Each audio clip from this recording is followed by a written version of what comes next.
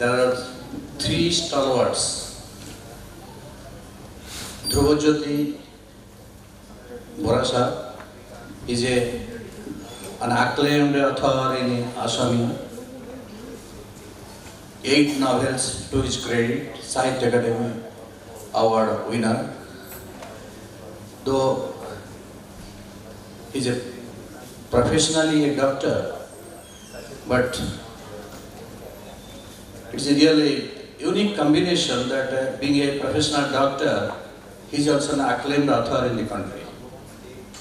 Recently I saw the books have been published by one of the acclaimed mainstream publisher like Speaking Tiger.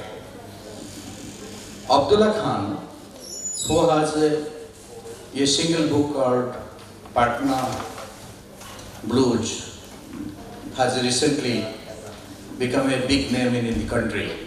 Wherever you go, you find that book being discussed, deliberations are going on. Mr. Khan is hopping from one lit fest to another lit fest in the country. And at last, Prajwala Parajali, with a single story collection and a novel, he is an internationally acclaimed author.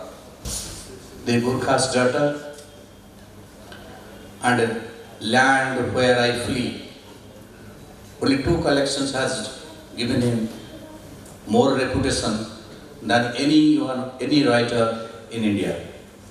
Welcome, sir, to this panel discussion.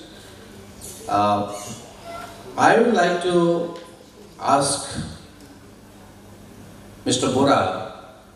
Dr. Bora, to tell in the process of writing, how do you manage your time? You are a professional doctor, and today I came to know he was also principal of one reputed medical college where his time is more required. So, sir, could you please let us know how could you manage in spite of your busy schedule? Writing is really a passion, and except for those who write for a livelihood or journalists, those who write as a passion, actually they have to find time to indulge in their passion. So you have to do a lot of time management. You have to get up early or you have to sleep late and find out the time to write. And also you have to have a capacity of switching on and off certain switches. The switches that you do keep on during day-to-day work of livelihood, you must be able to off them, put on the switches that bring in the urge of writing and go on writing. So I think I will stop here now and then come again. I would also ask Prajwal, whom I have also published in Oriya language recently, Gurkha's Daughter, short story collection in English, and how he writes. Are you Prajwal a daily writer? Manu, I would be the last person to talk about the discipline of writing because my writing life is anti-discipline. It's the opposite of a scheduled. I am the opposite of a writer who schedules a certain number of words a day. I've tried everything. I've tried writing 2,500 words a day and rewarding myself at the end of the day with a glass of wine. Hasn't worked. I only write when I feel like it, which sometimes gives me these little bursts of productivity. I have written for 17-hour stretches for a few days at a stretch. and I've also not written anything for 6 months. You have just caught me at a time of an extreme slump. I haven't written anything for about 7.5 months, besides self-aggrandizing Facebook status updates. And so yeah, I don't know how I wrote the 2 books. I don't know how I'm going to write the 3rd one.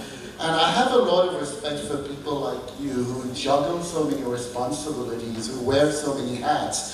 I am mostly a full-time writer, and there is absolutely no discipline. Sometimes I wonder if it's because I'm a full-time writer that there's no discipline. You know, I don't have I don't have the reasons to wake up in the morning and dress up and go to work, which was wonderful when I started, but has been extremely detrimental to productivity right now. Does that answer your question? Mr. Abdullah, I know you personally since more than a decade and about your process of writing. The day when you started writing your novel, which has come ultimately as a Patna Blues. You have before that, you have also given interviews that you have gotten so many rejections, all these things. Ultimately, the book has become a big hit in the country. Could you just please tell about the story of your success? It is not exactly success right now. Let's see how things unfolds. So what the Rajal are telling about the writing in the spare time. Basically, I am a banker, so almost 9 to 9, 5 days. So I have to spend in my bank, and for 5 days I cannot write a single word. So generally I am left with the Sundays and Saturdays. So that is the pressure that you have 2 days and then you have to take care of your family and kids. And then you have to manage time to write, to follow your passion. And I also write for films and TV. So I have to juggle between the different genres also. So this is true. Whenever I get 10 days or 20 days leave, my productivity will go down drastically. And so I have 10 days free time so I can write. So as far as the journey of the novel is concerned, it started long back in 90s when I discovered that Orwell was born in my hometown. So I wonder, this guy called Orwell comes from my village, my hometown. So I wonder, I could be a writer like him. So you can say it was a childish dream, something like that, but it blossomed into a full-fledged dream. And in 1997, when Arundhati Roy won Booker, the same day I started writing. The first sentence I put down on the paper the day it was announced that Arundhati Roy had won the Booker Prize. And after that it was a long journey, lot of struggle, always beset by the self-doubts, and my biggest shortcomings was that I used to keep Midnight Children or God of Small Things and 100 Years of Solitude, such kind of books next to my writing table. And in between I used to refer those books, and then I used to feel depressed. What I am writing, and it is nothing in comparison to these great masters. Then one day I decided I should not read good books, so I would buy a bad book, which I think is a bad book, then I will feel good. Oh, I am writing at least better than this one. So it was my some sort of ritual to convince myself that I can write. Then I joined the bank and I stopped writing because I was posted in a small place. Before that I used to write for the local newspaper. So just stopped writing. Then I got married. My wife discovered the old manuscript, part of the old manuscript. Then she emotionally blackmailed me to start writing, and that way I again started writing. And I was able to finish the novel in 2009. After that big struggle to get it published, rewriting, and after 10 or 12 drafts, I was lucky to be accepted by Chiki, and let's see what happens next. Yes, I want to share some experience about Abdullah because we are good friends. I told that since last 1 decade, more than a decade. We used to spend some time, and he has sometimes told how his wife sometimes helps him because due to his busy schedule. Sometimes he writes itself in Hindi by a long hand, and everything is being composed by Bhabiji. It's a great inspiration. I feel envy of him. Now, Dr. Bora, you please tell us about your first writing when you came as a writer.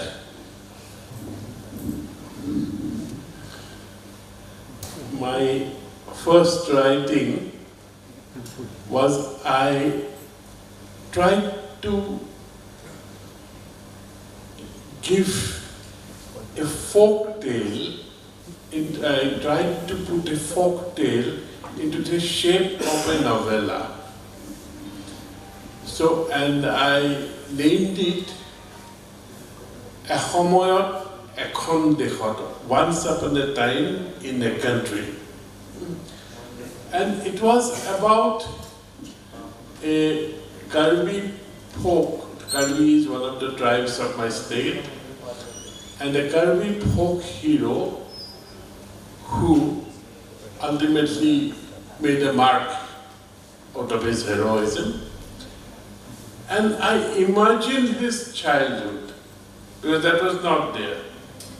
Imagine his childhood, imagine him growing up, imagine him acquiring different skills, and then emerging as a leader of the people, which he was ultimately.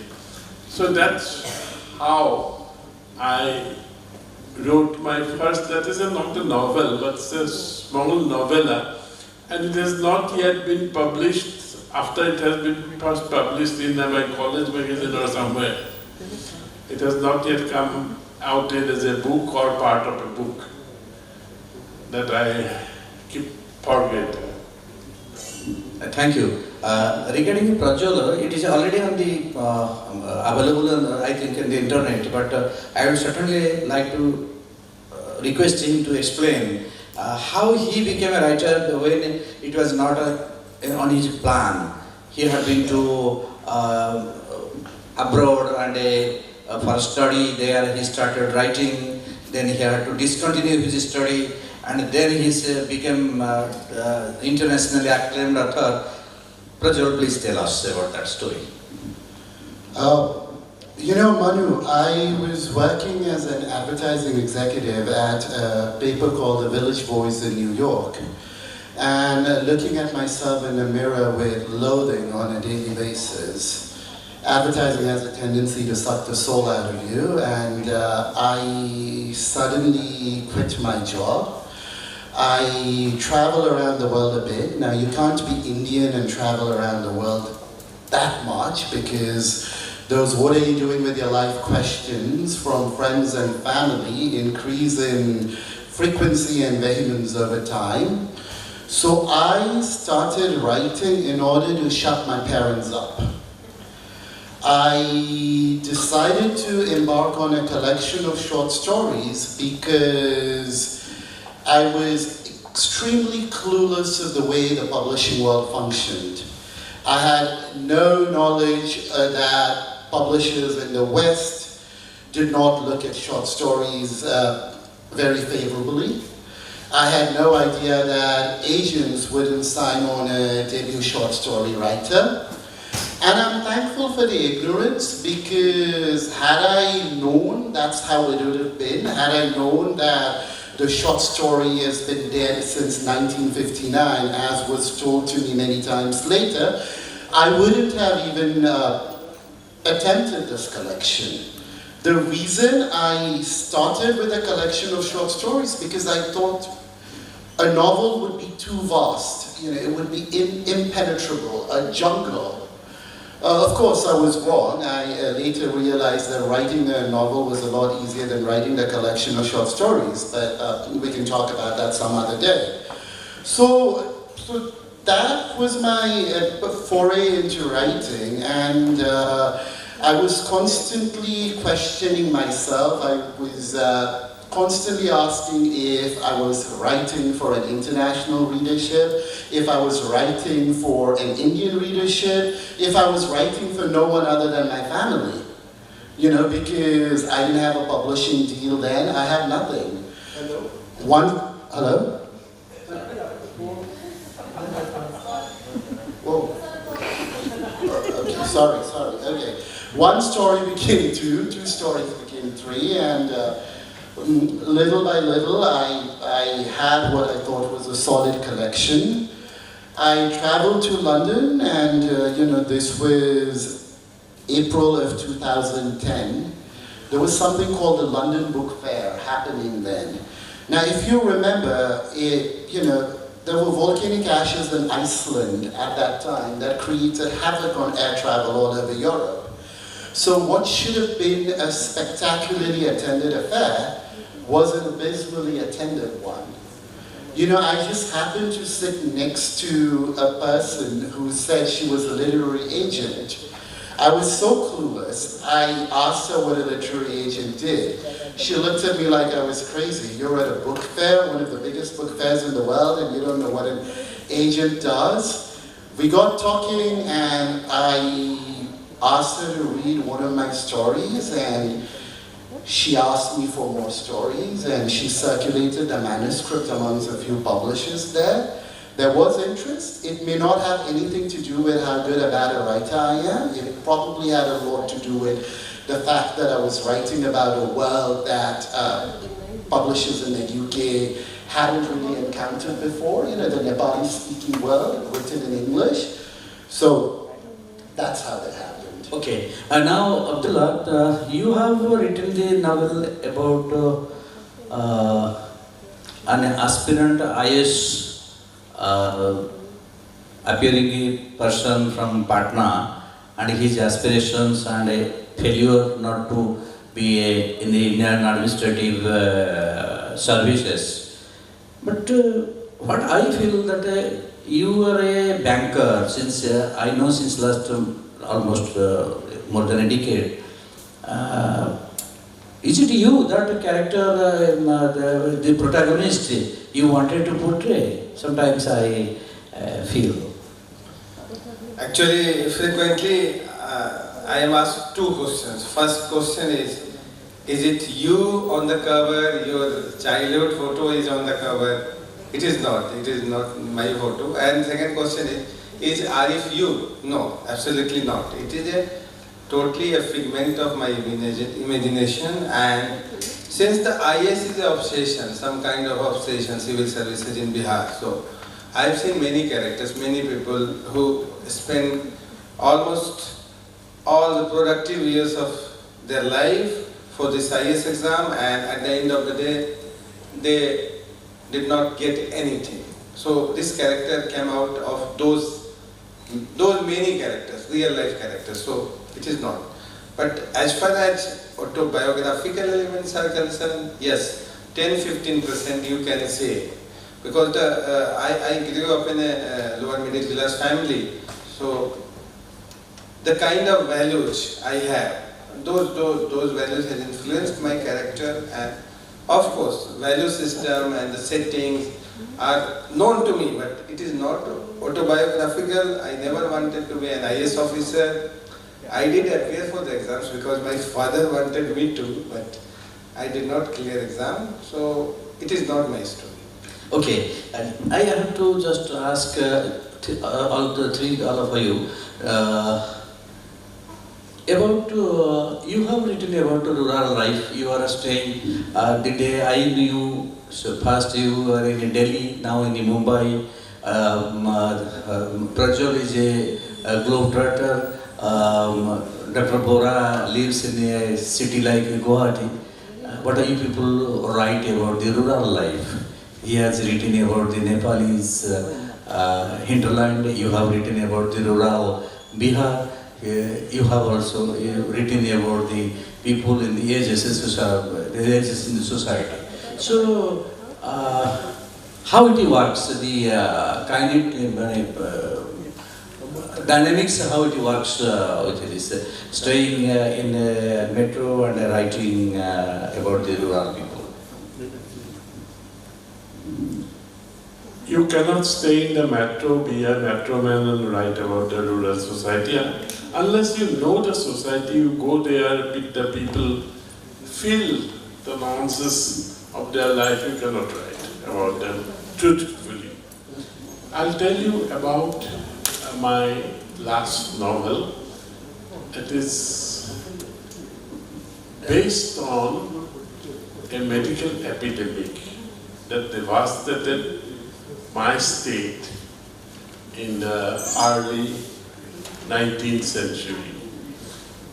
It's called Ajar. Ajar in Assamese and many other Eastern Indian languages means disease or affliction. And that Ajar in my novel was actually Kala Ajar, the black fever or Assam fever. When it entered my state, my people were not previously exposed to it, and so they had no immunity. And when it entered, people started dying standing up, practically. It was such a devastating fever. But the character of this fever is that those who don't die become a chronic case. Once they will become black totally, the skin becomes totally black, and hence it was called black fever or Kala Ajar. So I have observed this disease making inroads into the Brahmaputra Valley, and I have observed the politics of that time going around it. At that time there was British rule, and the Britishers were only concerned about their plantation workers. Their plantation workers should not die of this disease. Because 1 man gun means 10-12 pounds gun. So they tried to isolate them, put them into ghettos, totally cut them off from the other village people. And the British administration, colonial administration, was not at all concerned with whether the village people died or lived. At times, it so happened that one revenue administrator found out, why from this area we used to get so much of revenue, but last few years revenue has declined and has practically stopped land revenue. What is the matter? Then they went to inquire and found that there was nobody there. Everybody had died of Kala. So where from the land revenue would come? So it was such kind of ignorance, such kind of, colonial, what you can say, a colonial way of treating these kinds of epidemics. So this brought out the story not only of suffering, of people fighting against it, and people were helpless. And the scientists were helpless. Because by that time, at that time, the causative organism was not known. What caused Kala-Ajar? It was only at the middle of the epidemics. It was known. And how it spread, that was again unknown. Malaria spreads by mosquito. But Kala-Ajar spreads by sandfly. But that was not known for a long, long time. So everything was very tentative. But an Indian scientist from Calcutta, Vendranath Brahmachari, he invented a injection, antagonist tibogluconate, which could stop Kala-Ajar. And during when the drug is simply a chemical drug, discovery was a very act of serendipity. But the colonial administration used to stockpile this for the army and for the plantation workers. Did not give it to the general population. General population kept on dying. Missionary hospitals brought this from the colonial administrators. They sold it to their population and made a lot of money. So all these things happen. So this is a very complex novel, big one also. Yesterday I had a copy here to show at the exhibition, but that was in Assamese, so possibly not many people except the Bengalis could read the title of that. So that is about my last novel, and I had a very definite purpose of writing it as a exposure of not only the colonial system, but also questioning the post-colonial reading of the colonial system and questioning our society, our people, about the values and the things that they had carried for so long. Thank you. Just taking a cue from your discussion that since you are a doctor by profession and you are talking about Kalajor and what happened in the early 19th century, my question is now to Mr. Abdullah. Do you have any plan to write a novel on the banking life? Right now, no. But there might be some characters who work in bank, but there is no plan to write definitely something like Ravi Subramanian. I'm not planning to write similar novels, but there might be the characters who works in a bank. Yes, I am working on a film script which is totally on bank, about a banker, how he becomes from a banker to a mafia. Is it a bank robbery? No, it is not about the bank robbery. A banker who decides to quit banking and becomes a mafia king. And then he stated that I have become more ethical. Now I am a contract killer and extortionist, so I am better than a banker. So this is all a story differently. It is a different story. But as far as my fiction is concerned, it is more rooted in reality.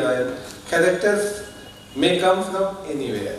For example, Arif is a boy from a lower middle class family. This guy, in next novel, the character may work in bank, but it is not about banking. It is just a bit of that novel. Okay. Prajwal, what is your next planning for writing? You have since only made one collection of short stories and one novel. Do you have anything in pipeline at the moment? I think I have one book in me. I don't know when it's going to be out. I hope it's out by 2035. But yeah, that's it.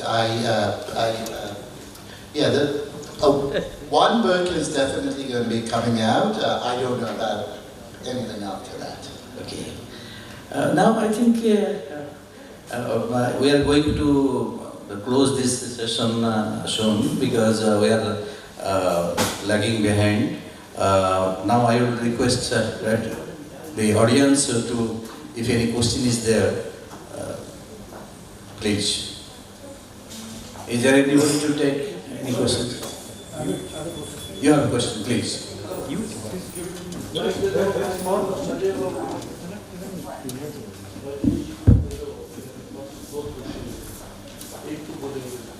It is a very small question, in fact. So, while writing a novel, so when you contemplate writing novels, what happens with me that I get the titles earlier. So I have four titles with me now, but I've written 2 half novels. So what happens with you? You write the title after writing the novel, the content, or you write the title earlier? For me, there is no hard and fast. It happens both ways. I would like to share my experience. When I started writing, I was at that age I was trying to write a mushy romantic novel. So the title was Four Corners of a Heart. So it was some kind of title. Then it started drifting towards the philosophical novel. Then I called it the 3 Kinds of Dream. So title is very important, but it should not stop you from start writing. Your first job is to finish the novel. Whatever title comes, so working title may be anything, X, Y, Z, whatever you feel. So I spent almost 6-7 years of my life writing first 5 chapters. I used to rewrite again, oh, this is not good, I will destroy those pages. Literally, I used to tear into pieces and throw into the drainage. So then again I will write. So I kept it. Then my wife came to me, this you will never complete your novel. So you just finish it, whatever comes to your mind. So I would request you, you just finish your story. After that, you think of anything. Because after a couple of rejection, my friends, some of my writer friends advised that I should change the title. And then I thought about calling it Patna Blues, and Patna Blues clicked. Second submission and it was accepted. So title also, but it should not deter you from finishing your book. Thank you. Would you like to take this question? You know, when we were about to publish The Gurkha's Daughter, we searched high and low for titles. We looked at every story in the book to see if it would be a suitable title. We came up with titles outside the stories in the book. And then my editor looked at The Gurkha's Daughter and said, there's your title there. And I thought, isn't this a little too glib, a little too simplistic? He said, absolutely not. These simple titles are the best. And one of the reasons I think The Gurkha's Daughter will never go out of print is because of the title. The simplicity of it, the beauty in the simplicity. You know, and the title says so much. You immediately know it's about the Nepali-speaking world, which means everyone who is trekking in the Himalayas will pick it up, etc., etc. So there you go. Anyone, please? It's wonderful, you know, hearing you all. I mean, it's a wonderful panel, first of all. All of you are wonderful writers. You know, first of all, I must tell you, I have read Patna Blues. Prajwal, I have heard of Gurkha's Daughter. It was such a phenomenon, but I haven't been able to read it. I've definitely read it. Drupad I have read in Bengali, so not in English. Assamese, of course, I cannot. But Patna Blues, you know, it really touched me because, you know, I really like it. It's such an honest novel. But you know, you are also shifting to film writing, right? I don't know anybody else is actually, how different it is to write for a film, you know, from the way you wrote the novel. Because as I heard, your novel came up in bits and pieces. It was like a carpenter putting together pieces together. And it's also for Prajwal, you know, when you came up with the short stories, it was over a period of time. So, you know, all of you writers, you know, the way you construct the narrative. So I think both of you, and maybe Drupad can also, you know, take this question, you know, the kind of, do you write, say in one, say a year, you just live with the story and you just write it straight away. Or it just comes in bits and pieces. Abdullah, for example, said that it took a period of almost 8 years, right? More than that. Okay, but whatever, it took a lot of time. Prajwal may have a different story, so there is no formula. Of course, Drupad may have his own, you know, way of doing things. But since you are writing for, so the first question is for you, specifically for Abdullah, that how different is film writing? Are you finding it different at all? Number one, you are writing screenplays, as I gather. And Prajwal and Drupad, for you, you know, the time that you took, you know, for example, Gurkha's Daughter, you know, that came out. So you said that you were also going through a personal kind of a problem and you took a bit of time. So it's like a carpenter putting on pieces here and there. So like, and Drupad also, you know, because you are such a senior, you are an award-winning author, we all love you. But, you know, also this process of doing things block by block. So maybe Abdullah can go first and then you two can take that.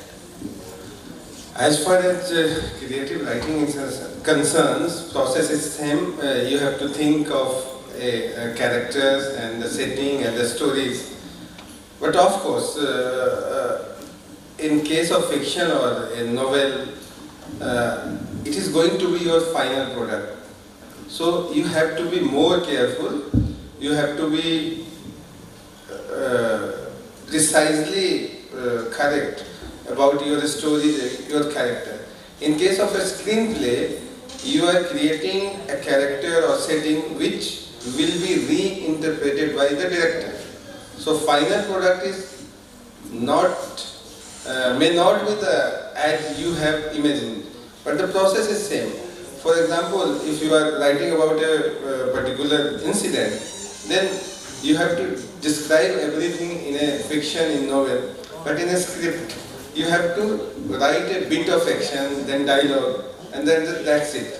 So I find it screenwriting a bit easier, but when it comes to connecting scenes, then you have to think as a film. You have to close your eyes and think if it is a film, how it is playing on the screen. And then you write. So I don't think there is a much difference, except that the way you are structured, the way you describe it. You need not go into that kind of details in screenwriting. Okay, thank you everybody. And you want to tell anything? You want to, because we are lagging by time. Finish? Okay, please. Yeah.